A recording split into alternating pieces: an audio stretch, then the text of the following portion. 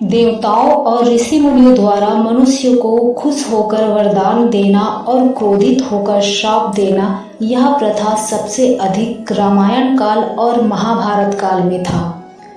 वरदान और श्राप से संबंधित अधिक कथाएं भी इन्हीं दोनों कालों में हुई। यह प्रथा आज भी समाज में विद्यमान है। रामायण के हर पन्ने में कोई न कोई रहस्य अवश्य छिपा है। सीता माता को दोबारा वन जाने के पीछे भी एक रहस्य है। उन्हें उस अवस्था में वन जाना पड़ा था जब वे गर्भवती थी। विवाह से पूर्व ही सीता माता को एक तोते की जोड़ी ने श्राप दिया था।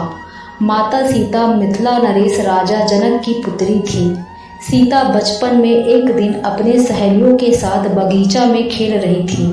खेलते खेलते उन्हें एक पेड़ पर तोता का जोड़ा दिखाई दिया।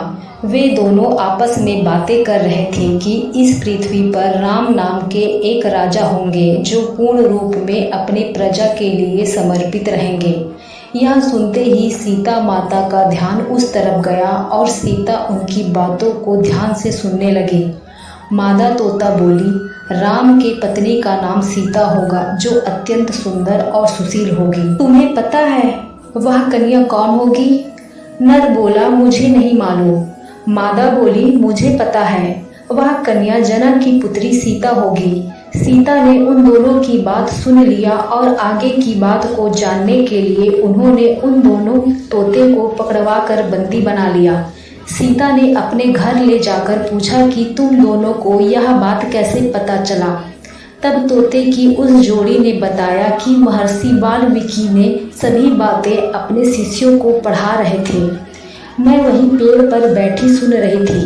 सीता जी ने कहा, तुम दोनों जिस जनक की पुत्री सीता के विषय में बातें कर रहे हो वह सीता मैं ही हूँ। तुम्हारी बातें मुझे बहुत अच्छी लग रही है, इसलिए अब मैं तुम्हें अपना ब्याह राम से होने के बाद ही स्वतंत्र करूँगी। उन दोनों ने सीता माता से प्रार्थना किया कि आप हमें मुक्त कर दीजिए। हम तो आसमान में स्वतंत्र विचरण करने वाले पक्षी हैं। हमें कैद में रहना अच्छा नहीं लगता है। उनकी बातें सुनकर सीता ने नर तोते को स्वतंत्र कर दिया और कहा, मैं तुम्हारी पत्नी को मेरी श्री राम जी के साथ विवाह हो जाने के बाद ही मुक्त करूंगी, जब मुझे राम मिल जाएंगे। सीता की बात सुनकर नर तोता ने माता सीता से बहुत गिड़गिड़ाते हुए बोला, हे देवी, मेरी पत्नी अभी गर्भवती है। ऐसी स्थिति में हम दोनों एक दूसरे से अलग कैसे रह सकते हैं?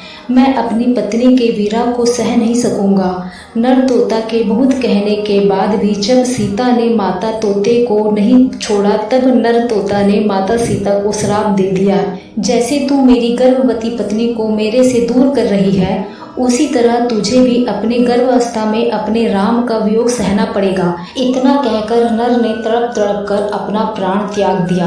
नर तोते के मृत्यु के कुछ समय बाद नर के वियोग में मादा तोता ने भी अपने प्राण त्याग दिया। इस तोते के जोड़े के श्राप से ही माता सीता को भी अपने गर्भ अवस्था में भगवान राम जी का वियोग सहना पड़ा था। अतः हमें कभी भी किसी का दिल नहीं दुखाना चाहिए।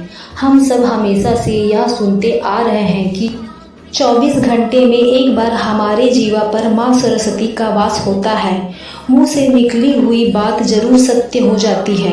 इस बात का हम सबको ज्ञान नहीं रहता है कि माँ सरस्वती हमारे जीवा पर कब वास करती है। अतः हमें यह कोशिश करना चाहिए कि किसी को अब सब न कहें। कहानी अच्छी लगी हो तो चैनल को सब्सक्राइब करें। धन्यवाद।